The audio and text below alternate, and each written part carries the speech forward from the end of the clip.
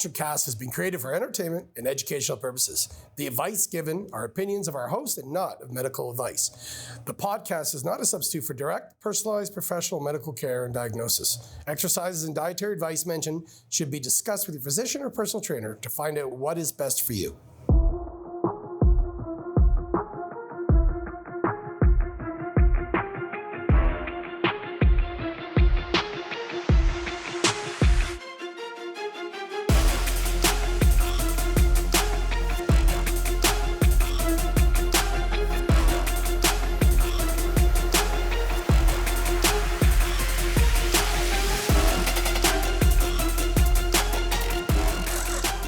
AK is happily celebrating its 3-year anniversary. So for the next few episodes, we are actually gonna be filming in our beautiful facility here. After that, we are gonna move back to the studio.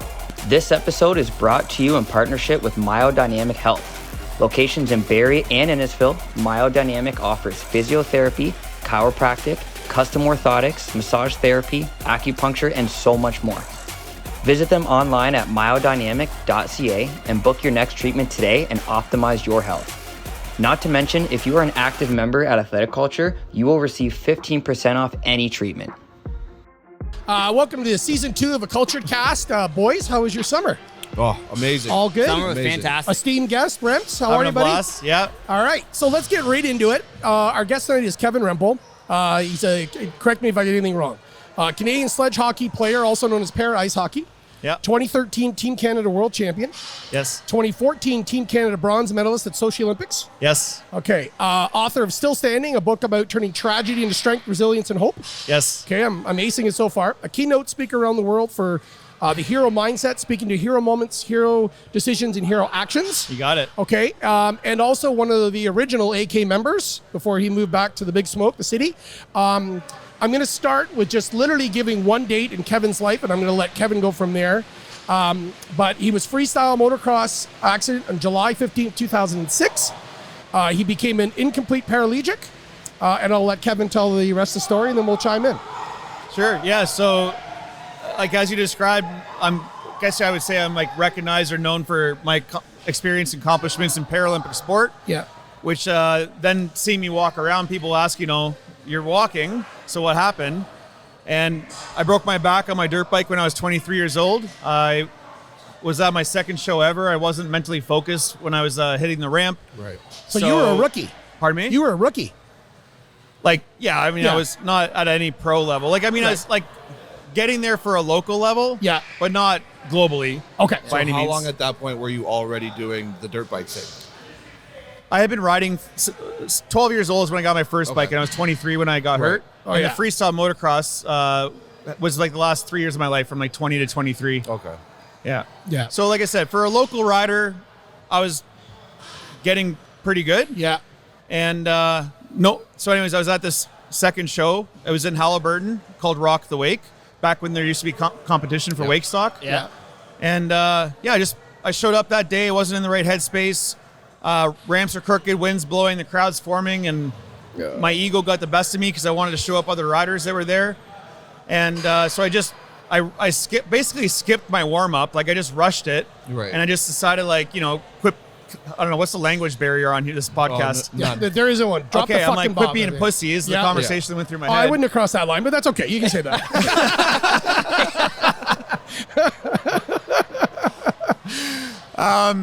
But yeah, so I'm just just hit it. Like, don't be a wuss. And so I just did one speed check only, and I just hit the ramp. And as soon as I took off, my rear end came up too high because I wasn't in the right body position. Yeah. And so midair, I had to make a decision, either stay on the bike or jump off the bike. Wow. And there are instances where either scenario could be the best case scenario. Yeah. And so I thought, if I stay on, I'm going to head dive, break my neck. So best case is jump off the bike, break my legs. This is actually a better day. Oh my God. You got about half a second to make that decision. Yeah. Yeah, exactly. Split second, yeah. It's not like in the movies where it's going slow motion. No. Yeah. Well, what's interesting though, that is the experience. Yeah, when you're in that having moment, it. oh God. Because I remember 10 steps going through my head. Oh shit, what now? Should I do this? No Should way. I not? Okay, yeah, I ditched it. Was that the right decision or not? Oh, I'm free falling. And then you're doing like, it's called rolling up the windows when you're falling from the sky. And you're Oh like, my God. The video see is people doing unbelievable. this? The video will make your knees shake. Oh my God. Fuck. yeah, And did you land on the ramp or beside the ramp? on the ramp. Yeah. So yeah, I ditched the bike, like I ditched it like under and behind me. And when I did that, I kind of like, I pushed because I wanted to get away from it. And when I pushed, my legs came up. So I kind of free fell with my ass first and caught the like last 3 or 5 feet of the transition of the ramp. Otherwise I would have landed flat ground. Yeah. And without the motorcycle on steel from 75 feet in distance and about 25 feet high, just fell from the sky. Oh yeah, it's for the reader and the viewer out there. What would we Google or look up on YouTube? Like what would be under? There's a couple, like if you type in Kevin Rempel hero mindset or in my world, those are 2 YouTube videos that both have the crash in it. They're unbelievable. All the crashes, you can see. Oh the my crash. God, yeah, pal. It is unbelievable. It'll make your knees shake. Yeah. Especially now you know what's happening, right? So here's a big part of the lesson that I share in my keynote presentations, and I think is powerful for everyone is, so I'll get asked a question, you know, like, so I crashed, tumble, rolled, I'm laying on the ground, there's a knife twisting in my back, I try to get up and I can't, and I put my hand on my leg to move it off, and I realize I can't feel my leg, and I look up at the sky and I think, I'm like, oh fuck, I'm paralyzed. Right away you thought that. I mean, I had to get the air back in my lungs first. Oh my God, yeah. Excuse me. Sorry about that. And so anyways, my friend Chris was there filming that day. Like, because we always want to capture it on film. It's like in extreme sports. Like Absolutely. Because the thing is, like, if you crash and it's not on film, it's like you're fucking pissed. Yeah. Because it's like, I just wasted that crash. Right? It's like, that makes for the best video. Yeah, Or yeah, even absolutely. if you land it, you still want that on video. Yeah, right. Totally. And if you, and so like, so here's the story and the lesson is that like, so Chris captured it on film. He's in the crowd. I'm way over there. Crash happens. He puts the camera down, runs over to me, finds his way through the crowd, through the paramedics, reaches down, grabs my hand. He's like, Remps, I love you, man. And I literally, as I'm laying on the ground, in excruciating pain, knife twisting in my back, I reach up, I grab Chris's hand, and I'm like, Chris, I love you too, man. You are filming this, right? Oh my God. Did you really? Oh my God, that's so awesome. Swear to God on my life. Chris will testify that. And then can you imagine what he did? Yeah. Right. He went and grabbed the camera? Yeah, he literally apologized to me in that moment, said sorry, For not recording. Oh my God. and he stepped back and he turned the camera back on. Oh my God. That's wild. That is crazy. wild. Yeah. Oh my God. But not only do I love telling that story, but the lesson here, as I speak about adopting a hero mindset in life and business, the question is, how can we focus on small things and make a big difference to become a hero in our own story? Right. And so what I knew in that moment, just like intuitively, is that I looked up to the heroes in my life at that time were other action sports athletes. So whether it's a Travis Pastrana or Mike Metzger or Tony Hawk, anybody, it's like when within the culture of extreme sports that when you get knocked down, you pick yourself back up because that's just what you do. Yeah. And so that literally was my mindset. Like, I hadn't even gotten on the fucking stretcher yet. And in my mind, I'm already thinking, Chris, I want you to document this because I know that this fucking brutal moment is also the beginning of my comeback. Right. And you having that That's unreal. mindset literally changed the rest of your life after that too. It's just been, it has continued to build and evolve over time. Yeah. And so the question I then ask my audience, to the viewers, your listeners, and teach you, it's like, what do you say to yourself when you get knocked down? Exactly. Do you play the victim mindset, right? Or are you about to overcome it and face the adversity that life is setting your way? Yeah. I There's love only so many things in life that we can control.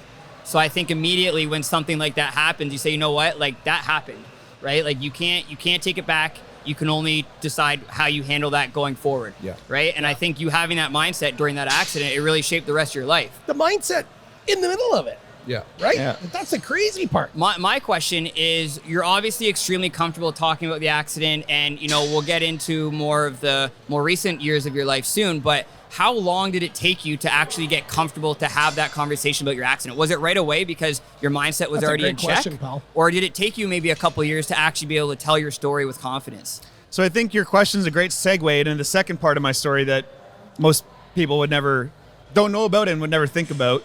So remind me if I just kind of get off track and we'll come back to that. But part of what I would say gave me the confidence or even desire to adopt that mindset is part of a result of what happened 4 years earlier. So what people don't see coming when they hear my story is, I broke my back. I was paralyzed. I was never supposed to walk. I had no feeling or movement below my chest. Wiggled one toe at a time and then one ankle and then another ankle and it's back of my feet. We can get more into that. But the crazy part is, the kicker to my story is that my dad was also paralyzed 4 years before I was in a hunting accident. Wow. So when I was 19 years old, we were in Grimsby in the Niagara region building a tree stand for deer hunting. And I was with my dad. We climbed up the tree, passed him some material. He climbed the rest of the way up. I climbed down. I took 2 steps back and I heard a branch snap. And I see my dad fall 2 stories to the ground, clear the entire side of the tree off, crash, tumble, and rolls, and lay on the ground, start gasping for air. And Dad said a couple of things. He said, what happened? Where am I? And then he said, I can't feel or move my legs. And so I run and, I grab Dad's cell phone out of his pocket. This is winter, like December. I take my jacket off, put it over top of him, and I run to my truck calling 911. Like, the shit that you see in movies that you always wonder what it would feel like. Yeah. That was going through my head. I'm like, fuck, this is the real life movie scene happening right now. So anyways, Dad ended up breaking his back so he became a complete paraplegic, meaning he severed his spinal cord, whereas I'm an incomplete paraplegic. I fractured and dislocated my vertebrae, so my spinal cord was pulled and pinched. Okay. So surgery realigned it. There was still bruising and swelling and compression in the area. That's what cut off the nerves and the sensation. That slowly dissipated, but with therapy, a little bit of luck, and a tremendous amount of hard work, that's how I've been able to make a recovery. Overcome that, However, my dad, when your cord is cut, it's cut. Our research and advancements are not far enough along yet to just put that back together. Yeah. Right. So Dad was, 8 months from retirement and now spending the rest of his life in a wheelchair. And so I spent 4 years seeing my dad, how he handled his accident. Yeah. And unfortunately, my dad became negative, cynical, pessimistic, and I can empathize and understand why. Mm-hmm. Yeah. But more so, he also ended up developing a gambling addiction because he felt like he couldn't enjoy his pension money through retirement. And my mom ended up leaving my dad after 5 years, which my sister, myself, and grandmother supported my mom in her decision because mom wasn't leaving my dad because of his disability. Yeah. My mom was leaving my dad because of his attitude towards his disability. Right. And I think that's important for a lot of people to know. Absolutely. Yeah. Absolutely. Yeah. So that was one of the big lessons. 7 weeks, and then the last piece of this, super unfortunate, is that 7 weeks after my mom left, my dad ended up taking his own life. Wow. Oh, Kevin, man. So it was crazy for sure, man. In a 5-year window, we had normal family to dad being hurt. So I pursue my bike dream, and then I get hurt, and I learn how to walk again, and then dad passes away, and it's now what? Yeah. And the truth is, I thought about doing the same thing as my dad, I'm comfortable on details because I'll share with you here. This is going to tie right back to what you say about why am I comfortable and all that. I thought about doing the same thing as my dad. I won't get into hard details, but for 2 weeks I tried Percocets and I felt an addiction I didn't know that I was even experiencing. Drinking, not going to school, not working out, and then 2 a.m. I had a knife, and I thought about doing what my dad did, but in that moment, the same thing happened where I thought to myself, I'm what would my hero do? And I thought to myself, I'm none of my fucking heroes would take this path. Yeah. And then I thought to myself, I don't want to start something in my family that I do not want to continue. Yeah. And the sentence, the phrase that I said to myself is that the final chapter has not been written yet. And so I share that as another example about how I developed my mindset. Is like, I kept thinking in these difficult moments where you feel like you want to give up, where you want to call it quits, where you feel like you're all alone, or maybe you are all alone. Yeah. And it doesn't have to be something in your life that's like you lost someone to suicide or you became paralyzed. You don't have to have a tragic event to have those moments where you feel like you want to throw in the towel. Yeah. It might be you're trying to make a sales call and you're not getting the replies that you want, or like you just got married and all of a sudden you're fighting with your spouse, or like you moved to a new city and you're uncomfortable because you don't know where you're going. Like it can be any number of things you just want to throw in the towel. Variations of what. Oh my God! Any type of adversity. That's right. Yeah. That's right. But it's like, the question is like, what do you say to yourself in those moments, and what is the mindset that you choose to adopt in those moments where you feel like giving up? What's the mindset of belief? Like you mentioned in the introduction, moments, decisions, and actions. Yeah. The moment is you want to give up. The decision is to choose a different path. And once you know the decision you need to make, you need to take action on that decision. Right. And that's the start of your new chapter. Exactly. Right. Yep. So when you hit that rock bottom and you're facing that adversity and you are debating whether or not to end the book or end the story, the second you decide to move past that is the beginning of a new chapter. I love that. Yeah, and you think, you talk about difficult times. Those aren't difficult times. Those are life-altering and potentially life-ending times. The difficult time is Corey doing his one leg workout a month. That's difficult. Yeah. But you think of your dad, then your accident, then your mom, so your separation of your family, then your dad's suicide, and those, to me, those aren't different. I can't. I'm struggling to come up with the word like tragic. Fuck it, I would have mailed it in 10 times, let alone. And that's why I think I wanted to have you on here too. Is your mindset is just absolutely blows my. I think it's hysterical that you were thinking, fuck, I need to film this when you're lying there paralyzed. But then there's also that's the same mindset. It's like, oh fuck, I'm gonna flip this into a positive right away while I'm lying here with a knife in my back, right? Yeah. But what I loved is a couple articles I read last week.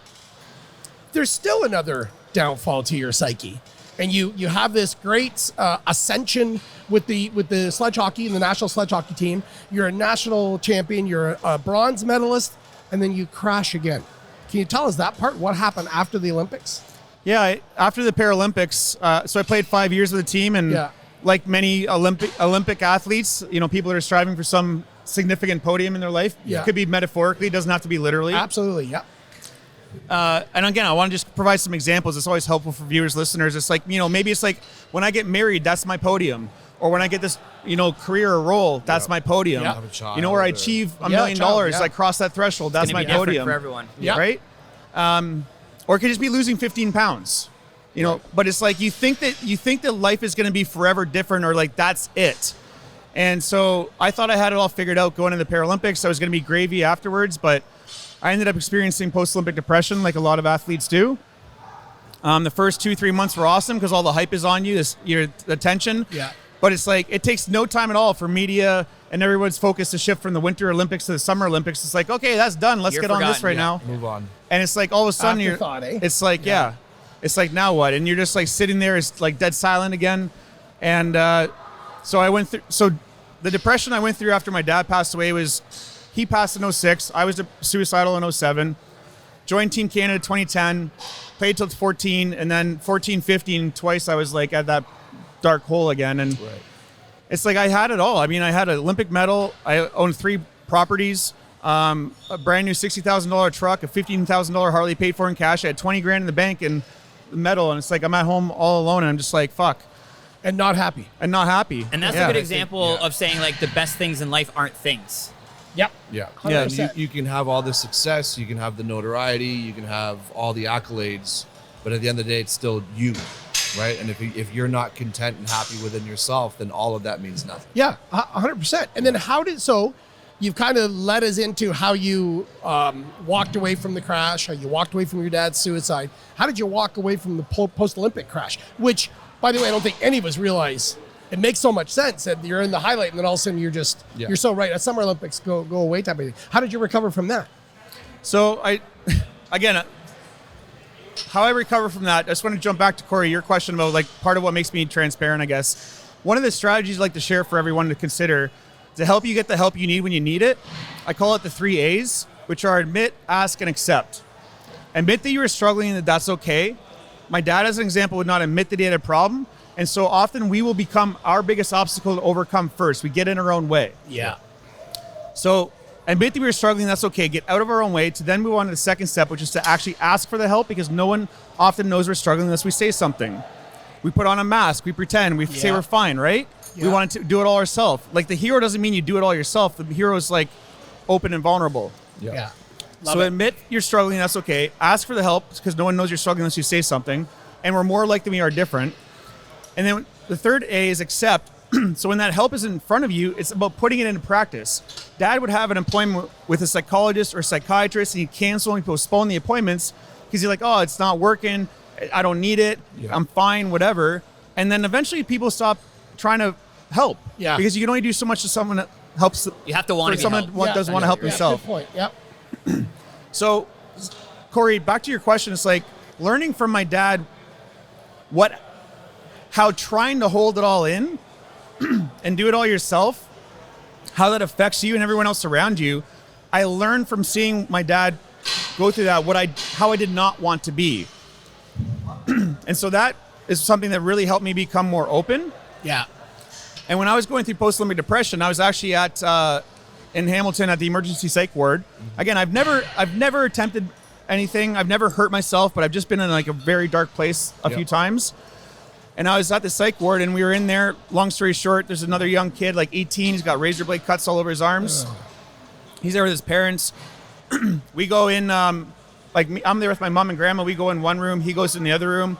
5 minutes in, you hear him start screaming, like, fuck you. You told me you weren't going to make me talk about this. And he like kicks the door open, punches the hand sanitizer off the wall. They call security. And it was like in that exact moment that I had like my switch in my mind flip to think to myself, I'm like, number one, I thought to myself, I'm like, I'm not that guy. I don't have that issue. Like, I'm not hurting myself. But then I started asking myself, I'm like, how the fuck did I get here? Right. Like, how did I go from the fucking Olympic podium Right. to the emergency psych ward like 6 months later? Right. And so it was like in that moment, the metaphor that really went in my mind was, I'm like, okay, if I knew, instead of spiraling down, how can I spiral up? And what were the steps that I stopped doing that led me to that downward spiral? And what's the first step that I can take to spiral up? The one that's the easiest. And so the three pillars I find for self-care, for wellness, that gives you what you need to perform is nutrition, sleep, and exercise. And I used to think to myself, I'm like, my sleep's shit, I'm up late, I'm drinking, and my diet's crap. But the one thing I can control that's the easiest is that I need to eat 3 times a day. Yeah. So even if I don't want to exercise, I need to eat. So can I win the small battle with my diet? And that began at the grocery store. And I swear to God, it was, can you go buy a fucking apple? Yeah. Just Wow. build your foundation. Yeah, like just fill my fridge with some apples instead of some crap chips or food. Yeah. And not taking on too much. It was like that one simple, just an apple. Totally. And that's all it took. And this Wow. is a good example of like what people can apply to everyday life, fitness. Just start with the basics. Yeah. Right? You're not trying to do everything at once. Just what Don't can reinvent you the wheel. Exactly. Just start with something first. Yeah. Right? Yeah. And so like number one, I would suggest to everyone, it's like win the battle at the grocery store. Like That's make such a the great decision line. before you need to make the decision. Yeah. Because if the food's in the house, you're going to want to eat it. Yep. So win the battle. It's like, don't even go down that aisle in this grocery store that has the crap food. Yeah, Stay on the outside. You've heard, perimeter. you guys have talked about that before. All the best Yeah. food's on the outside of the Yeah. grocery store. So Yeah. stay on the outside. And like you say, it's like, I would first focus on like, don't even worry about getting 3 great meals a day. Can you get 1 great meal a day? And once you get 1 great meal a day, can you get 2 great meals a day? Yeah. And then 3, and then can you do that 1 day a week, 3 days a week, 5 days a week, Fucking etc. awesome. Right? Yeah. Like that was the beginning. And so simplistic, eh? Yeah. Yeah. So but simple. so difficult though. Yeah. I think Right? everyone just tries to do it all at once. Yeah. Yeah, they overwhelm. Right? I use the analogy of like a waitress bringing drinks. If she puts too much stuff on that tray, the second she takes something off, it's going to spill. Yeah. But if you can consciously put just enough on there to Yeah. balance it out and get your job done, Yeah. then that's going to be more beneficial than overloading it and trying to get it done all in one shot. So you're in the psych ward. You've flipped this switch. You've said that now your first battle is like the apple, the grocery store. How long of a progression is that to becoming the successful entrepreneur that you are now and guest speaker and author? Like, what was that transition? Yeah, so one thing I would share is like if anyone who's listening or watching in a dark place is that it takes time to get out of that place. Like the first time I was crawling out of depression, like 07, it was like a solid, probably like at least 8 months, I feel like, before I began to feel like myself again. Yeah. But then when I went through the second time in post-Olympic depression, it was like between 4 to 6 months. And I call it like a relapse of depression, where I had about roughly a year later, but that took me like 2 or 3 months to turn it around. And then it soon became like, a couple weeks. And now it's like, oh, fuck, if I have a bad thought, I can ditch it. Yeah. Right. But it's like, the visual I have is, I've never been to war, but if you imagine being in war, you're in a bunker and it's like muddy and wet and you got bullets flying over your head. It's like when you're trying to crawl out, it's like you're scared to crawl out. You come up the mudslide, you slip on your way back down, and it's like hard as hell. Yeah. But like back to one step at a time, it's like, can you just like maybe find a rock and place that rock and just take one more step up, like 6 inches? Yeah. And then can you like dig a hole in the side of the dirt and then just like get yourself a handle to pull yourself up another 6 inches? Right. Like that to me is like crawling yourself out of depression. It takes some time. Yeah. But you can do it one step at a time. But isn't that sorry, Corey. No, go ahead. Isn't that amazing though? When you're in that depressive state, the way you got out was something: nutrition, exercise, Yeah. and sleep. Yeah. Like, fuck, do we not fucking preach that? Yeah, all the time? something so big, and it started at the It's most so basic simplistic. thing. Yeah. And what's in you guys now and my old clients before? Oh, I can't do that. yeah. Oh, it's so funny You're because never gonna spiral up. like, I mean, I've done 3, it's my full-time job delivering keynotes and workshops, and I just started coaching as well. And so over the COVID years, it's like talking to corporate audiences is crazy for the amount of people that are experiencing burnout. Yep. It's because of those 3 things. Yeah. Because they skip meals Yeah. or they eat shit meals. Nobody's hydrating themselves. Nope. Nobody's standing up away from their desk. Yeah. And they're working late and they're they're getting sitting- blue light until they fucking bleed out of their eyes. And then they go to sleep to wake up early to do this, check their repeat phone the right same away. thing. And they're Yes. wondering why they feel like shit. Yeah. Yeah.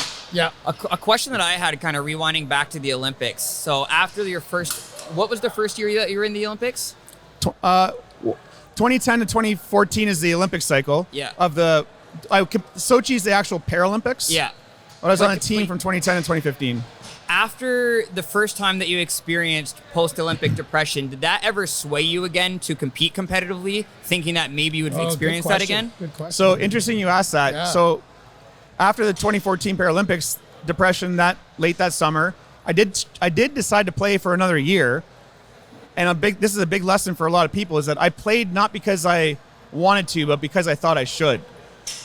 Because that was an easier way than facing reality of pursuing entrepreneurship, what I really wanted to do, of admitting the truth of the challenges that I was facing. And so I did play for another year in my career. Yeah. And I ended up getting cut the following year, ironically, because I actually had a bad attitude, because I was mad that I was even there. But I was like, to be blunt, I was kind of being childish. I can look back and not accepting my own personal responsibility, yeah. thinking that other people should solve my problems. Right. And so I got cut from the team, which was the best thing ever. And that was another wake-up call. It's like, you should have made the decision first before someone makes it for you. Yep. And I could have had a year of my life back sooner to go do what I actually knew I needed to do in the first place. Instead of doing something that you didn't want to do. Yeah. Yeah. Unreal. Wow. So you were 2015, you cut from the team.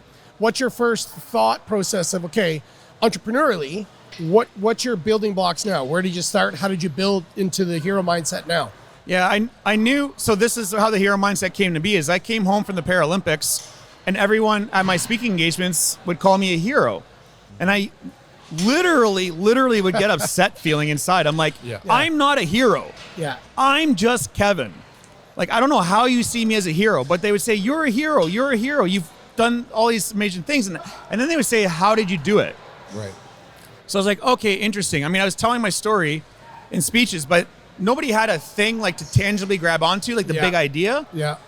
And that's something that really helps, I believe, a speaker take the next step in their careers. Like, when you think about books, it's like the one thing, or built to sell, or stay hard, or what's the David Goggins book? I'm trying to think. No, I don't know. I'm trying to think, like each, there's Yeah, several I know books what you- have like yeah. a 2 or 3 word title. Yeah. That's like something you can, like, you get it. You get the idea. Yeah. And so it's like, okay, you think I'm a hero. You want to understand my mindset. Let me teach you the how. Here's how I did it. So that's how the hero mindset came to be.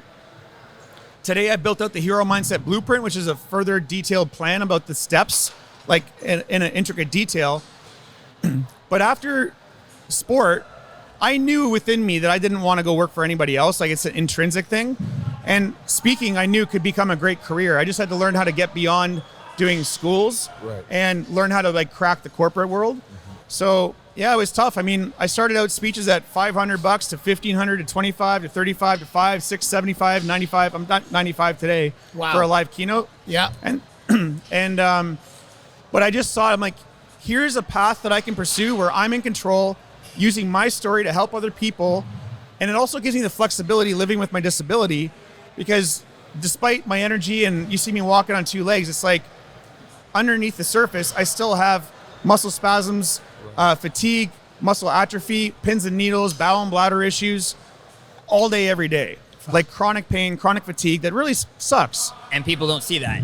They don't see that part of it. Yeah. So I knew that I wanted to be in control of my time, my schedule, so that I could work from home, to be in comfortable clothing, to take a nap when I need, to eat the food that I need, so my digestion works the way I need it to.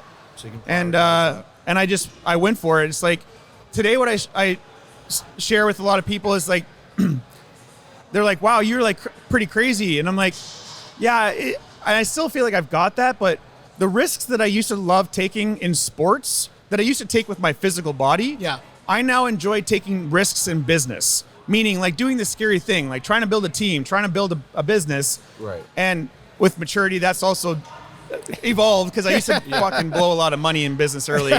So I'm a lot better with that now. But it's like, I think that's one of the beautiful things about business and entrepreneurship is like, you can't outgrow business. You can't outgrow growth. And there's always a new level. And so, today I'm full-time keynote speaker, corporate keynotes workshops. And I just literally last week on Wednesday launched my group coaching program called the Hero Tribe, so that I can actually provide more people at a more accessible level an opportunity to work together.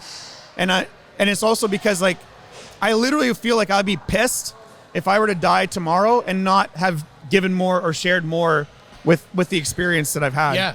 For And sure. where are you speaking? Are you speaking like solely in Canada? Are you all around North America? Are you going to other countries? Where are you speaking? Mostly Canada. I've done a couple US gigs. I mean, I traveled this past winter. I got to do a couple in New Zealand, which was fun. I saw those. Yeah. So my goal in 2024 is to break into the US market, do more there. I don't necessarily have a desire to speak overseas, but it was fun to do a couple in New Zealand for sure, because for sure. Just like the metaphor, like we're more alike than we are different. New Zealand's got quite a lot of mental health challenges because they're on the island. They're secluded already. Stigmatized there. Yeah. I had an opportunity. I volunteered and did a speaking engagement at an event called Surfing for Farmers. So there's a lot of initiatives around the world I'm learning now where they use different sports, like fly fishing is one of them in the States, to help veterans calm their mind down dealing with PTSD. Awesome. Oh, wow. So in New Zealand, farming is such a big part of their country, but yet farmers, because they live on their own, they rarely have human interaction. And because of the weather and the climate, a lot of years their climates have been like devastated, which is killing their business. And a lot of farmers are committing suicide. Oh my God. So, and I just learned as well in Alberta, there's a cross Canada association that's helping the same kind of idea with farmers. But I went to spoke at this event, and like, I'm in New Zealand on the other side of the world, but again, we're more alike than we are different.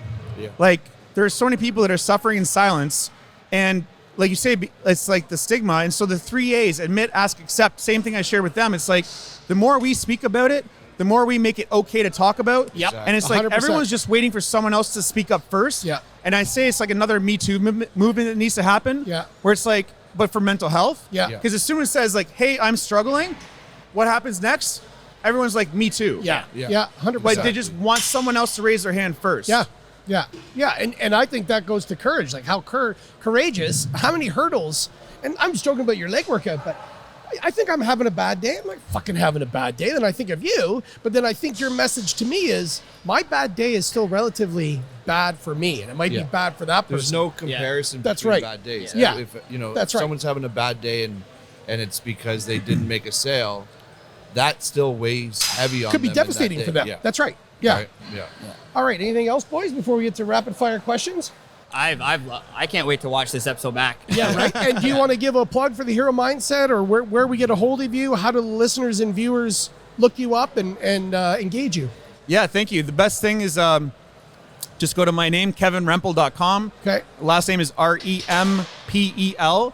And if you just find me at Kevin Rempel on Instagram, send me a DM if you want to chat about the Hero Tribe or learn a bit more about what the keynotes and everything. You can find all the details in the bio or just send me a DM Awesome. on Instagram. Love it. Awesome. Thank you, Kevin. Yeah, now buddy. on to rapid fires. And we didn't even chat about too, like, well, we mentioned at the beginning here, but like, this was a solid component of my life during COVID, like Yes. working out here at Athletic Culture. Yes. You know, when OG all the gyms member. shut down, I appreciate how much you guys are all fighting to stay open and Yeah. provided me with it was crucial for everybody. Yeah. And I'm super grateful for that. So before Absolutely. we miss out Yeah. on, I want for everyone at home to hear how meaningful it was for the effort that each of you have put in to provide this facility for the community. I appreciate that. Like thank you. a few people have come up to me today, and for the viewers, and this is our 3rd year anniversary. That's where we're filming from the gym.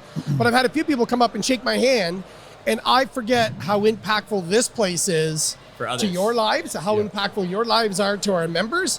And go back to, I remember being on the treadmill and watching you going, fuck, I want to quit. And I'm like, holy fuck, Kevin's fucking down there drilling it and killing it. What's What am my I doing? excuse, See, right? that's like, so coming out of COVID, this was my new chapter, right? This was Yeah. the beginning of my rebuild. Yeah, And yeah. that's why, like, got Yeah. it tattooed. Yeah, You know? yeah. By the way, there's 5 of us.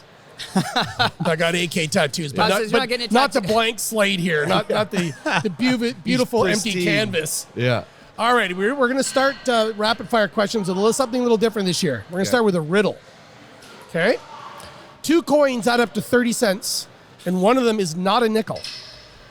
What coins are they?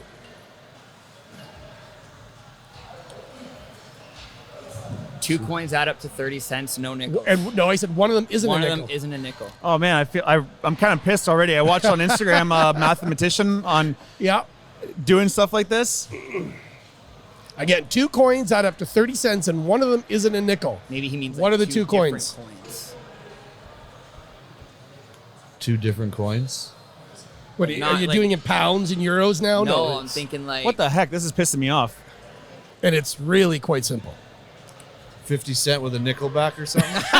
I know. I'm like, No, it's a quarter and a nickel. Listen to the riddle. 2 coins add up to 30 cents, and one of them isn't a nickel. One of them's a quarter, one of them's a nickel. I fucking hate these things. Prep brain's gonna fucking Wait, just what? drill me. 2 different coins. Coins, add up one of to them it a just isn't a says nickel. one One is of not a them isn't nickel. a nickel. One is not Doesn't a mean nickel. it's not including Oh, a just nickel. like I just didn't hear it properly. Yeah, it's the background noise. Okay, here's a movie Oh, quote. we got a saggy white ass right Oh, there. jeez. my You God. did get it on your ass. Oh, my God. Okay. Try to concentrate. Okay, movie quote, but I need the character Okay. that said it. You're going to need a bigger boat. Fucking the Jaws guy. Yep. But which The character? Jaws guy. Which character says it in Jaws? The fucking gray-haired guy with the glasses. Okay, Nope. So Jeff doesn't know. No. Nope, not Richard Dreyfuss. You fucking know? I don't know. I didn't even know the movie. Exactly. You don't it's know Jaws? No, I know the movie. I didn't know that was. I don't It's know the who famous said it. line from Jaws when he backs away and he goes, I don't "You're know Oh, the gonna-" it's guy's the guy name. with the brown hair. Nate, say his fuck- name. It's the cop, I don't fucking know his name. He's Chief Brody.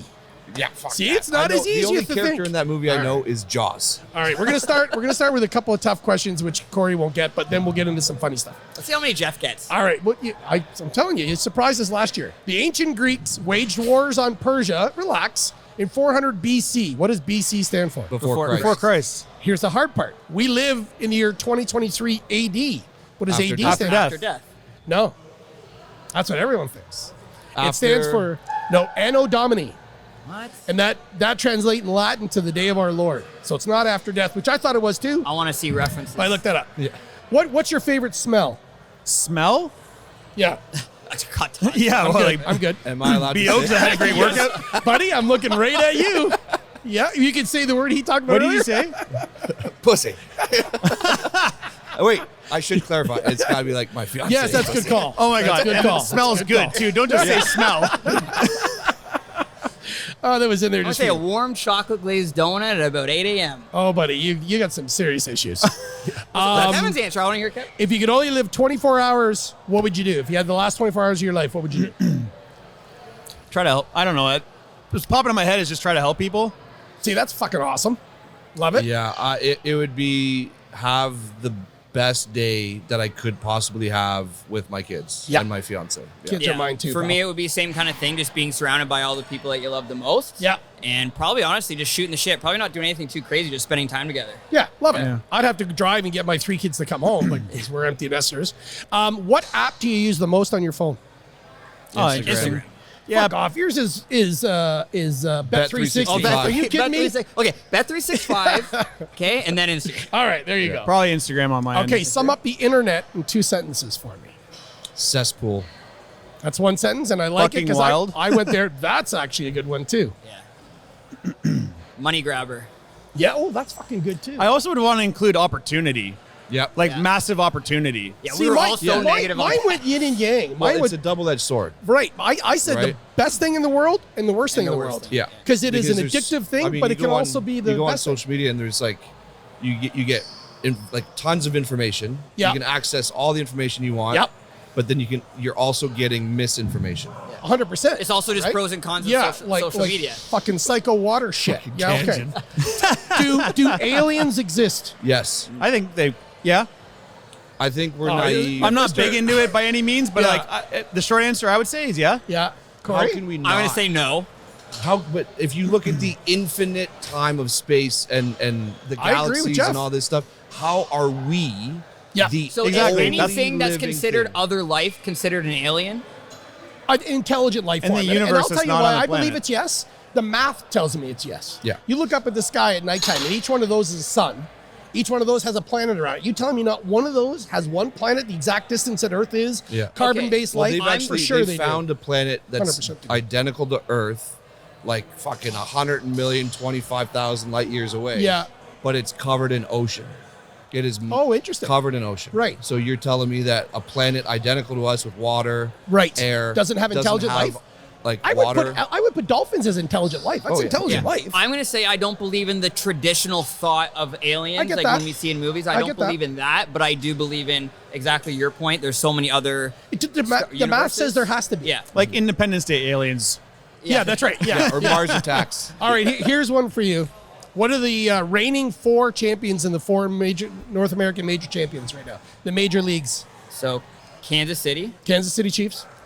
The I NBA don't know. was who the fuck just won the NBA? Oh, Denver Nuggets. Ah, that was a tough one. Denver Nuggets. The NHL was the Las Vegas Golden Knights. All right. And now we need baseball. Oh, you're asking the right guy. If he's bet 365 Oh, yeah, on his that- app. that's like- why I looked at him, right? Was baseball?